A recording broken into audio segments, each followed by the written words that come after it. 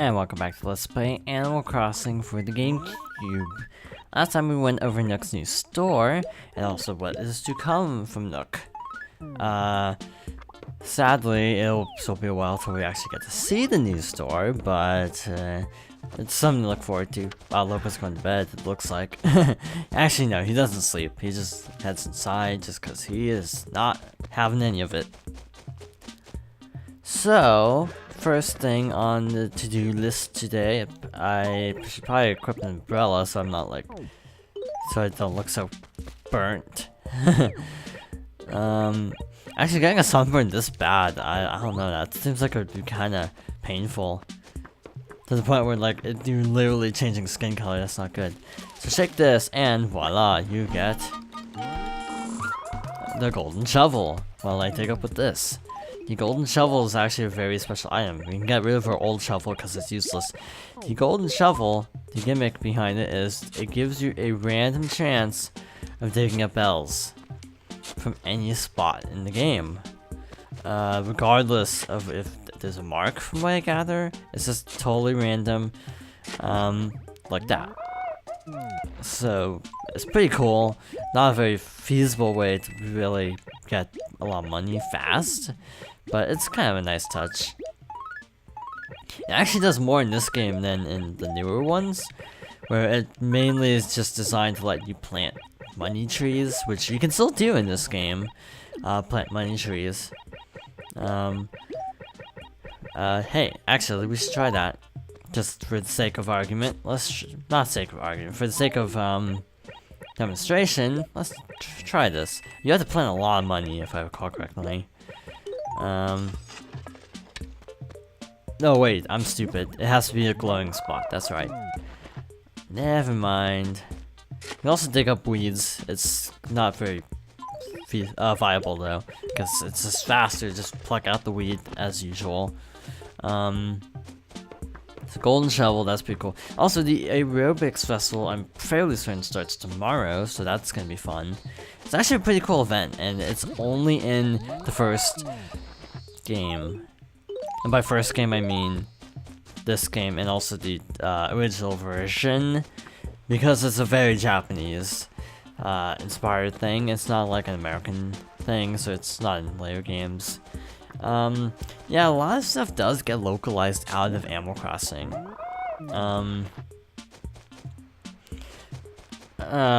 Frankly, at this point in our culture, the less of a localization, the better. But still, it is a point that, a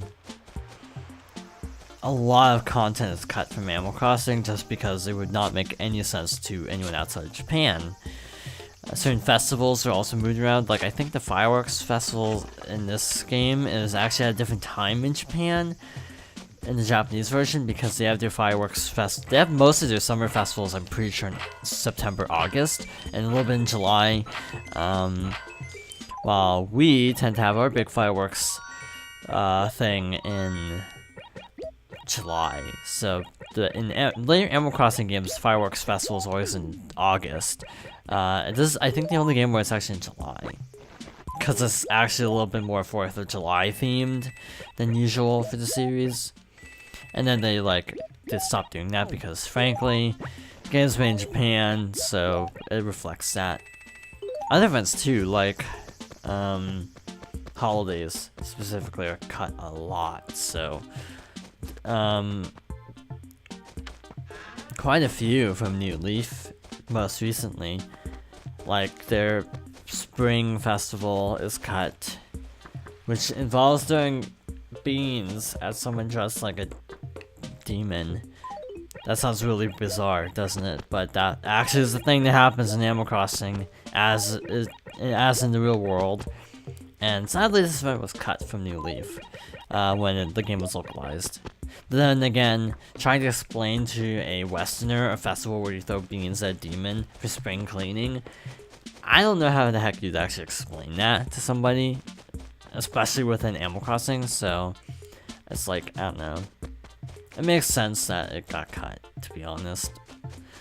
There are actually quite a few regional differences between these games, more so than you might realize. I don't know about Europe, though. Actually, I'm not sure how much of a difference the European and American versions are. It's mostly Japan and US that I hear about. Yeah, Dobutsu no Mori E Plus did add quite a lot of content to this version. It's basically like a 3-step process to get to Dobutsu no Mori E Plus, because this game added a lot to the original N64 version, and then Dobutsu no Mori E Plus added a lot to this version. And frankly, a lot of the changes are actually pretty solid. Like more stuff involving Rossetti and even some secrets involving Nook, which are actually really cool. So it is a shame they didn't make it out into this version, but them's the breaks, as they say. What else was changed? There's so much that was changed, I can't even keep it all straight, to be honest. We haven't actually talked to anybody this morning. Chopping down trees is a pretty good way of relieving stress, but of course, there's always a downside. Planting replacement trees is such a huge pain. No way.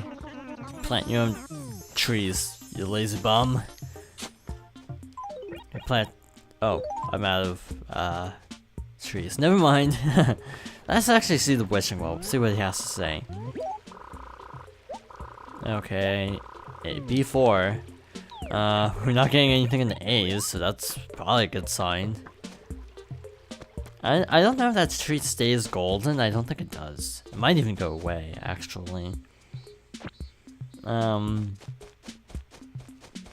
Yeah, I think several items were also changed. Like their appearance was actually changed in New Leaf and some of the games. This game actually kept a lot of stuff the same from the Japanese. They did not like cut much from this version. But yeah, Wild World onwards is, I think, a fair amount of regional differences. Which I'm not like super opposed to, because I don't know. Again, it'd just be like how you explain this to someone. It doesn't mean anything culturally, like a bean throwing festival, for example. But yeah, there are a ton of events that are like Japanese holidays that are cut, and a lot of American holidays that are in Japanese version.